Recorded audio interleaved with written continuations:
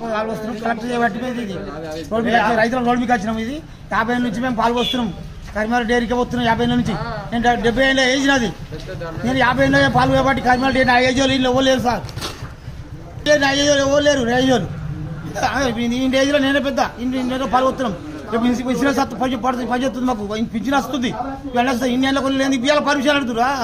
గ్రహణ కడ ఇంటి వాళ్ళ కళ్ళు మూసుకురా ప్రభుత్వం ఏ ప్రభుత్వం కళ్ళు మూసుకుంది ఇంటి వాళ్ళ ఇవాళ వచ్చింది టీఆర్ఎస్ కాంగ్రెస్ ప్రభుత్వం ఇంతకుముందు కాంగ్రెస్ ప్రభుత్వం లేదా కలెక్టర్ ఇవ్వాలి ఈ కలెక్టర్ ఇంకో కలెక్టర్ కాదు వాడు వాడు జీతాడే కలెక్టర్ ఓడే వాడు జీతాడు వాడు జీతాడే ముఖ్యమంత్రి కూడా జీతాడే వాడు పోతే 5 ఏళ్ళు దిగిపోతాడు ముఖ్యమంత్రి రైతులు చేత మన పబ్లిక్ ఎట్లా కలిసాడు అంతకుముందు లేడా అంతకుముందు ఏ ప్రభుత్వం ఉండేది ఇందిరాగాంధీ రామరామపురం నుంచి పోతున్నాం పాలు ఎన్ని ప్రభుత్వాలు మారినాయి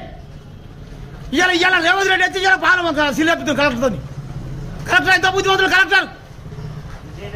రైతులను ఇట్లా కోసం వేసుడు వాడు రైతు వాడు కలెక్టర్ మమ్మల్ని మంచిగా ఇవాళ పర్మిషన్ అడుగుతుంది 20 రోజుల కళ్ళు మూసుకోరా